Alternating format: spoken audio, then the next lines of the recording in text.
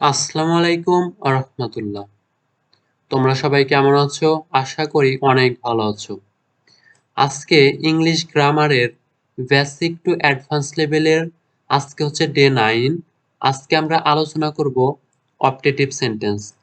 একে একে আমরা সেন্টেন্সের assertive sentence, interrogative sentence, imperative sentence, তিনটি সেন্টেন্স শেষ করেছি। আজকে হচ্ছে অপটেটিভ সেন্টেন্স। তো চলো আমরা এবার আমাদের আলোচনাটি শুরু করি। আজকে হচ্ছে ডে 9 অপটেটিভ সেন্টেন্সের আলোচনা।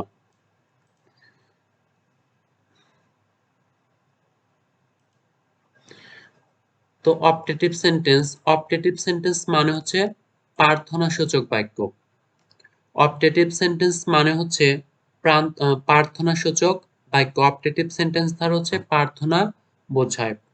তো অপটেটিভ সেন্টেন্স কাকে বলে? অপটেটিভ সেন্টেন্স হচ্ছে প্রার্থনাসূচক বাক্য, যে সেন্টেন্স দ্বারা মনের ইচ্ছা বা প্রার্থনা করা বোঝায়। যে সেন্টেন্স দ্বারা তাহলে মনের ইচ্ছা বা প্রার্থনা করা বোঝায় তাকে অপটেটিভ সেন্টেন্স বা প্রার্থনাসূচক বাক্য বলে। তাহলে যে সেন্টেন্স দ্বারা হচ্ছে মনের ইচ্ছা বা প্রার্থনা করা বোঝায় তাকে অপটেটিভ সেন্টেন্স বা প্রার্থনাসূচক বাক্য বলে। তো এবার আমরা দেখব অপটেটিভ সেন্টেন্সের স্ট্রাকচার। অপটেটিভ সেন্টেন্সের স্ট্রাকচার যেমন মে লং, মে লং, তারপরে থাকবে সাবজেক্ট, তারপরে ভার্ব, তারপর এক্সটেনশন, তারপরে থাকবে হচ্ছে ফুল স্টপ। তাহলে তাকে আমরা বলবো হচ্ছে অপটেটিভ সেন্টেন্স।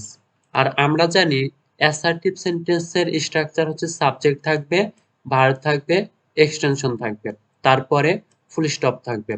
এটা হচ্ছে একটি অ্যাসার্টিভ সেন্টেন্সের স্ট্রাকচার। আমরা এভাবে বলতে পারি যে অ্যাসার্টিভ সেন্টেন্সের আগে যদি কোনোভাবে মে অথবা লং বসানো যায় তাহলে তার নাম হবে অপটেটিভ সেন্টেন্স। তাহলে subject, verb, extension, full stop, এটা হচ্ছে একটি অ্যাসার্টিভ সেন্টেন্সের স্ট্রাকচার।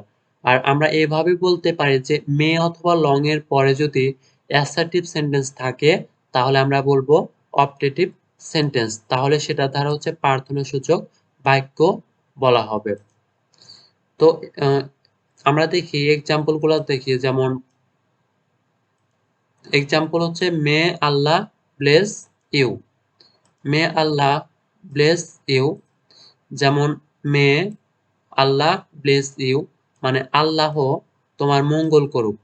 তাহলে এই ক্ষেত্রে মে এজ এ মে আছে, তারপরে সাবজেক্ট, তারপরে থাকবে হচ্ছে সাবজেক্ট আল্লাহ, তারপরে থাকবে ভার্ব, ব্লেস মানে হচ্ছে মঙ্গলজনক, মঙ্গল করা ভার্ব, তারপরে কি থাকবে? Full stop, is the full stop. তাহলে এটা হচ্ছে একটি অপটেটিভ সেন্টেন্স। এটা হচ্ছে একটি মে থাকলেই সেটা হচ্ছে অপটেটিভ সেন্টেন্স। তাহলে আল্লাহ ব্লেস ইউ, এটা যদি থাকে শুধুমাত্র এটা হচ্ছে একটি অ্যাসার্টিভ সেন্টেন্স। যদি আল্লাহ ব্লেস ইউ থাকে তাহলে সেটা হচ্ছে অ্যাসার্টিভ সেন্টেন্স। কিন্তু সেই অ্যাসার্টিভ সেন্টেন্সের আগে কোনোভাবে যদি মে থাকে তাহলে আমরা তাকে বলবো অপটেটিভ সেন্টেন্স। তো আরেকটা এক্সাম্পল হচ্ছে may Allah bless, may Allah help you, Allah তোমাকে সাহায্য করুক। এটা হচ্ছে একটি অ্যাসার্টিভ সেন্টেন্সের আগে মে থাকলে সেটা কি হবে? Optative sentence. তাহলে এটা হচ্ছে একটি অপটেটিভ সেন্টেন্স।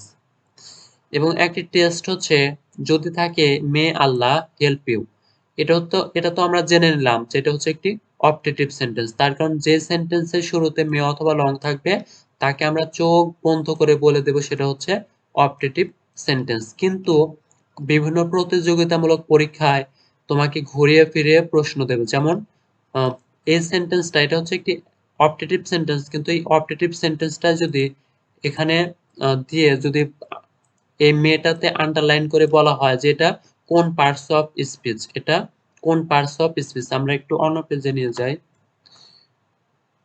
যেমন এই সেন্টেন্সটা দিয়ে যদি তোমাকে জিজ্ঞাসা করা হয় যে এই মেয়েটা, এই সেন্টেন্সের এই মেয়ে আন্ডারলাইনকৃত ওয়ার্ডটি কোন পার্টস অফ স্পিচ, এটা কি ভার্ব, এটা কি অ্যাডভার্ব, এটা কি অ্যাডজেক্টিভ, এটা কি কনজাংশন। তো তোমার কাছে কি মনে হয় যে এই চারটা অপশনের ভিতর কোনটা রাইট মনে হয় তোমার কাছে? এই মে আল্লাহ হেল্প ইউ, এই অপটেটিভ সেন্টেন্সের এই মে আন্ডারলাইন করা ওয়ার্ডটি এর জায়গায় কি? ভার্ব, অ্যাডভার্ব, অ্যাডজেক্টিভ না কনজাংশন? তো ফার্স্টে আমি উত্তরটা দিয়ে দেই। এটা হচ্ছে একটি অ্যাডভার্ব। এটা হচ্ছে একটি অ্যাডভার্ব। তার কারণ এরকম অপটেটিভ সেন্টেন্সের শুরুতে যদি মে অথবা লং থাকে তাহলে তাকে আমরা বলবো হচ্ছে অ্যাডভার্ব।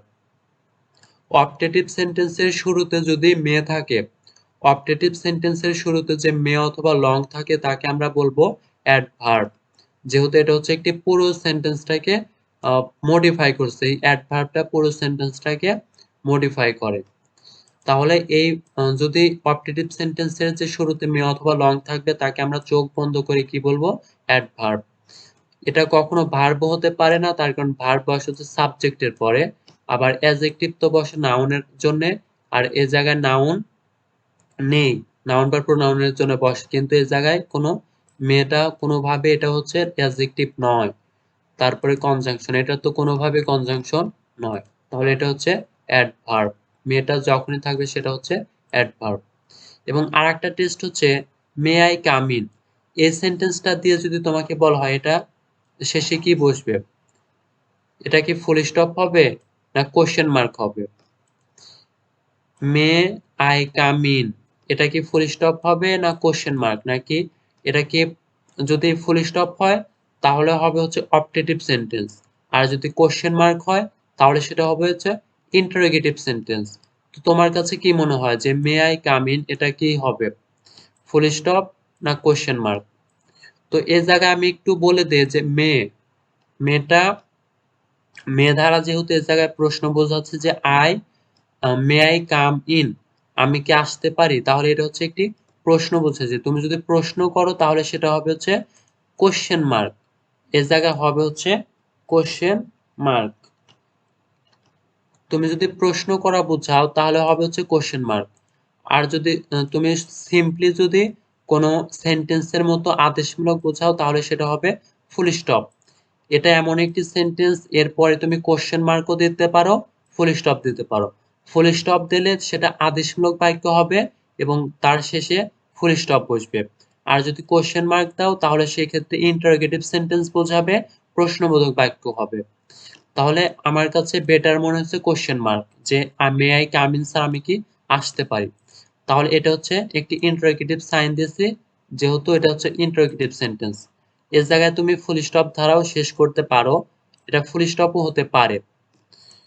তো তোমরা একটু এটা কনফিউজড প্রশ্ন, কনফিউজড কোশ্চেন, এটা একটু তোমরা দেখে নিও যে এটা ফুল স্টপ হতে পারে, কোশ্চেন মার্কও হতে পারে। আমি এমনি কোশ্চেন মার্ক দিয়েছি। তো আরেকটা টেস্ট, এই সেন্টেন্সটি দিয়ে যদি তোমাকে বলা হয় যে মে আই কাম ইন, এর জায়গায় মেটা কি? এর জায়গায় মেটা কি? এটা কি, এটা কি মডাল ভার্ব না মেইন ভার্ব না অ্যাডভার্ব না অ্যাডজেক্টিভ? এই সেন্টেন্সটা মে আই কাম ইন, এই সেন্টেন্সটা দিয়ে যদি তোমাকে বলা হয় এটা modal verb, main verb, adverb নাকি অ্যাডজেক্টিভ, তো এর ক্ষেত্রে তুমি কোনটা নেবে?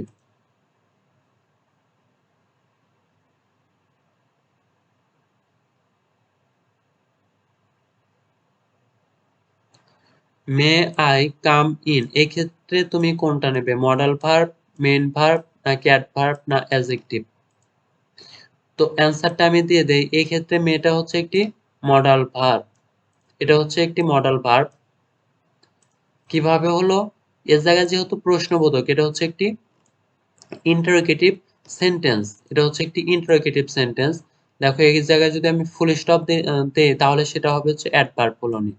এটা যদি একটা অপটেটিভ সেন্টেন্স থাকে তাহলে এই জায়গায় অ্যাডভার্ব হলোনি, কিন্তু এই জায়গায় যেহেতু ইন্টারোগেটিভ সাইন আছে এটা হচ্ছে একটি প্রশ্নবোধক বাক্য, আর এই প্রশ্নবোধক বাক্যে শুরুতে যে মেটা থাকে সেটা হচ্ছে মডাল ভার্ব হয়। যেমন মডাল ভার্বের পরে সাবজেক্টের পরে আমরা নেই হচ্ছে মেইন ভার্ব, আর এই মেয়েটা কোনোভাবে মেইন ভার্ব নয়, তার কারণ ইন্টারোগেটিভ সেন্টেন্সে সাবজেক্টের পরে বসে হচ্ছে মেইন ভার্ব। এ জায়গায় কাম যদি বলা হয়, কামটা কোন কোন, এই কামটা কি ভার্ব, মডাল ভার্ব না মেইন ভার্ব? এই কামটা হচ্ছে মেইন ভার্ব।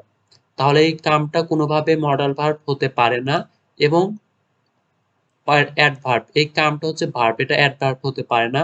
এবং কামটা সরি এই মেয়েটা হচ্ছে অ্যাডভার্ব হতে পারে না। অ্যাডজেক্টিভ, এটা হচ্ছে অ্যাডজেক্টিভ হতে পারে না।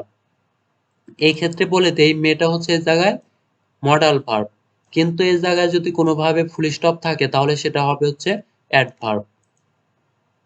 তো আরেকটা হচ্ছে এই লিভ ধারা, যে live long live our country, যেমন লং লিভ আওয়ার কান্ট্রি, আমাদের দেশটি দীর্ঘজীবী হোক, এটা হচ্ছে লং আছে, শুরুতে লং আছে, যেমন লং লিভ মানে দীর্ঘজীবী হোক, লং লিভ এরপরে যদি থাকে সাবজেক্ট আওয়ার আছে, তারপরে যদি ফুল স্টপ থাকে তাহলে তাকে আমরা কি বলবো, অপটেটিভ সেন্টেন্স। তার কারণ আমরা জানি অপটেটিভ সেন্টেন্স হচ্ছে ভার্ব দ্বারা অপটেটিভ সেন্টেন্স হচ্ছে মে অথবা লং দ্বারা শুরু হয়। অপটেটিভ সেন্টেন্স এটা হচ্ছে একটি অপটেটিভ সেন্টেন্স, যেহেতু এটা হচ্ছে লং আছে, লং দ্বারা শুরু হলে আমরা কি বলবো, লং এর পরে আছে সাবজেক্ট, তারপরে আছে এক্সটেনশন, তারপরে ফুল স্টপ, তাহলে এটা হচ্ছে একটি অপটেটিভ সেন্টেন্স।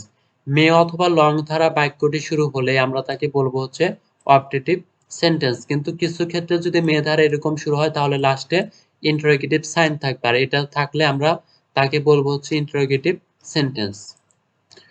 তো আমরা যে আলোচনা করলাম তার উপরে আমরা দুটি টেস্ট দিয়েছি। এই টেস্টটা হচ্ছে যেমন may he not suffer is and may he not suffer, এটা কি অ্যাসার্টিভ, অপটেটিভ, নাকি এক্সক্লেমেটরি, না ইম্পারেটিভ।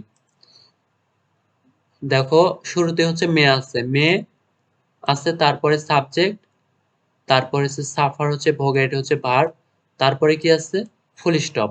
আর মে দ্বারা কোনো বাক্য শুরু হলে তারপরে যদি ফুল স্টপ থাকে লাস্টে তাহলে তাকে আমরা কি বলবো, সেটা হচ্ছে অপটেটিভ সেন্টেন্স। তাহলে আমরা জানি অপটেটিভ সেন্টেন্স হচ্ছে মে দ্বারা অথবা লং দ্বারা শুরু হয় আর লাস্টে কি থাকে ফুল স্টপ। তাহলে মে দ্বারা বাক্যটি শুরু হয়েছে এবং লাস্টে আছে ফুল স্টপ, তাহলে এটা হচ্ছে একটি অপটেটিভ সেন্টেন্স। এবং টেস্ট নাম্বার 2 হচ্ছে may you recover soon, may you recover soon belongs to, এটা কাকে নির্দেশ করছে, অ্যাসার্টিভ কে, অপটেটিভ, না এক্সক্লেমেটরি, না ইম্পারেটিভ।